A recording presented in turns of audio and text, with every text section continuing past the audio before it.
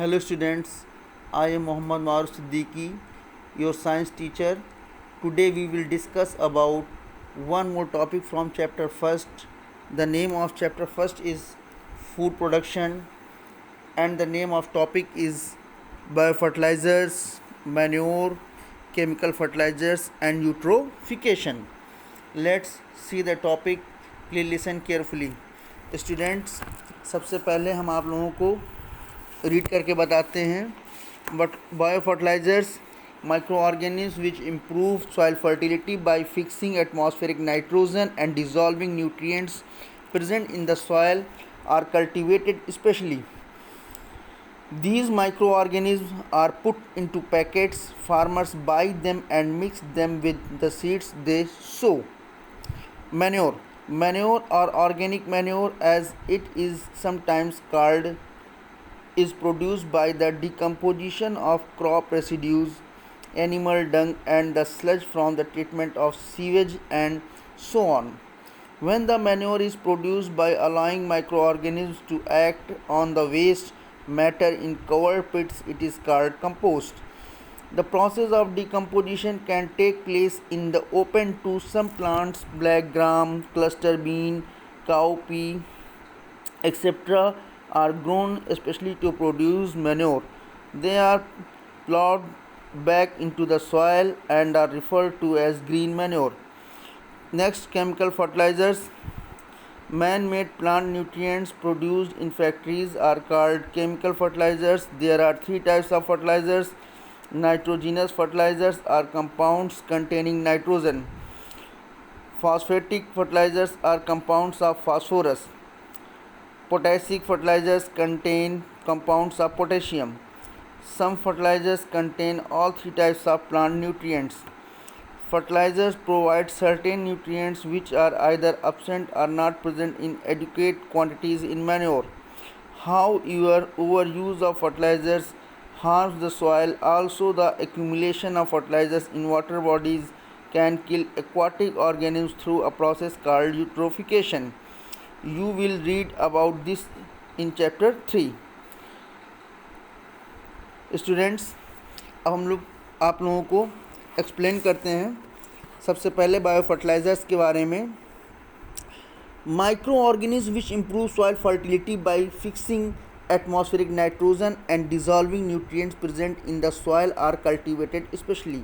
Means जो micro organism जो सूक्ष्म जीव होते हैं, ये सूक्ष्म जीव आपकी मिट्टी की जो फर्टिलिटी, जो उर्वरक क्षमता होती है, उस मिट्टी की उर्वरक क्षमता को बढ़ा देते हैं और आपकी जो एटमॉस्फेरिक नाइट्रोजन गैस होती है, उस एटमॉस्फेरिक नाइट्रोजन गैस का स्थिरीकरण कर देते हैं, जिससे कि आपके जो न्यूट्रिएंट्स, जो पोषक तत्व होते हैं, वो अच्छी तरीके से मिट्टी में उपस्थित हो जाते हैं और आप फिर विशेष रूप से जो भी फसल को उगाना चाहते हैं, अच्छी से अच्छी फसल को उगा लेते हैं.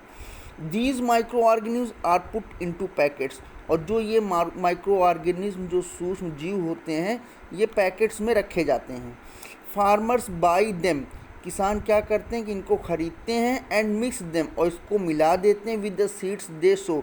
जब ये बीजों को बोते हैं, सो मीन्स होता है बोना, जब बीज बोते हैं तो उन्हीं बीज के साथ ये पैकेट्स में ख़रीदे गए जो माइक्रो ऑर्गेनिज्म होते हैं, उनको उन्हीं बीजों के साथ मिला देते हैं. नेक्स्ट हेडिंग है मैन्योर. मैन्योर और organic manure, as it is sometimes called, is produced by the decomposition of crop residues, animal dung, the sludge from the treatment of sewage and so on. देखिए, manure जो होती है ये organic manure होती है. Organic manure का मतलब कार्बनिक खाद. कार्बनिक खाद का मीन्स ये होता है कि हम लोग जो ये आपकी बची हुई फसलें होती हैं और जो ये एनिमल की जो एक्सक्रेटा यानी उनके जो गोबर वगैरह होते हैं, और या जो भी सीवेज ट्रीटमेंट प्लांट से जो गंदगी निकलती है, इन सब चीज़ों को किसी एक जगह पर हम डिकम्पोजिशन करके, यानी कि उनको अपघटित करके जो खाद तैयार करते हैं, उसे हम मैन्योर या फिर ऑर्गेनिक मैन्योर कहते हैं. When the manure is produced by allowing microorganism to act on the waste matter in covered pits. और इसमें क्या होता है कि जब ये आपकी मैन्योर तैयार होती है तो उसमें माइक्रो ऑर्गेनिज्म को डाल दिया जाता है, यानी सूक्ष्म जीवों को डाल दिया जाता है, जिससे कि डालने के बाद फिर आपके उस गड्ढे को बंद कर दिया जाता है, जिसके अंदर हम इन सब सारी चीज़ों को डालते हैं। तो ऐसी क्रिया को हम कहते हैं कंपोस्ट, यानी कि गड्ढे में बना करके और उनमें इन सब सारी चीज़ों को मिला करके जब हम ऑर्गेनिक मैन्योर तैयार करते हैं तो ऐसी क्रिया को हम कहते हैं compost. The process of decomposition can take place in the open too, और ये जो अपघटित यानी डिकम्पोजिशन की जो ये प्रोसेस है, इसको हम किसी खुले हुए स्थान पर करते हैं। सम प्लांट्स, कुछ पौधे जो होते हैं, are grown specially to produce manure, जिनसे हम लोग इनको मैन्योर को मतलब पैदा कर सकते हैं, यानी कि खाद को हम बना सकते हैं इन पौधों को हम उगा करके। कौन कौन से वो पौधे हैं जिनको हम उगा करके जिनसे हम मैन्योर को पैदा कर सकते हैं, जैसे कि black gram, cluster bean, cowpea.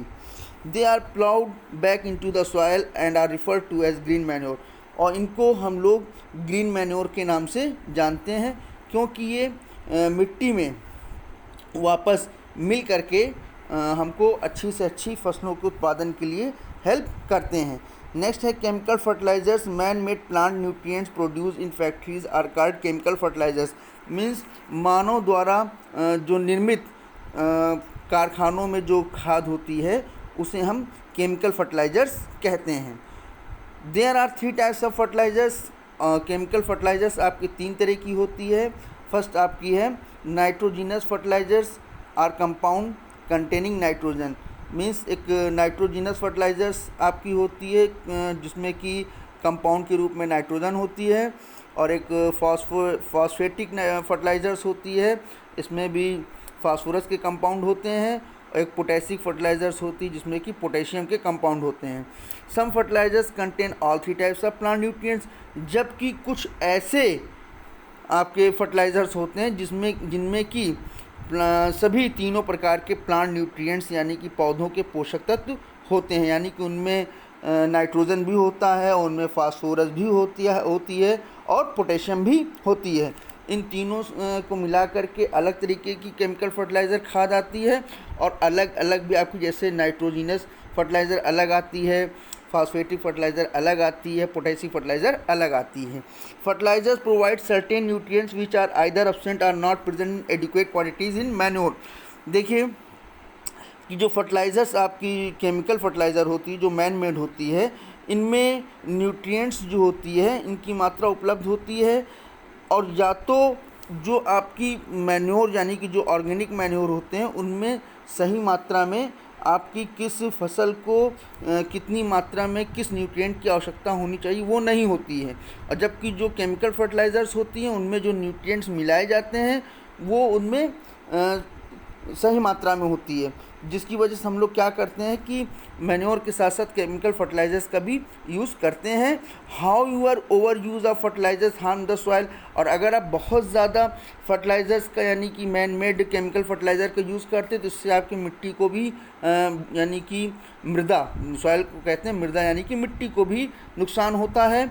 Also the accumulation of fertilisers in water bodies, अगर पानी वाली जगह में अगर ये सब सारी केमिकल फर्टिलाइज़र्स आपकी जम जाती है तो ऐसी कंडीशन में आपके उस जल में रहने वाले जो जीव होते हैं वो मर सकते हैं, और ऐसी क्रिया को हम कहते हैं यूट्रोफिकेशन।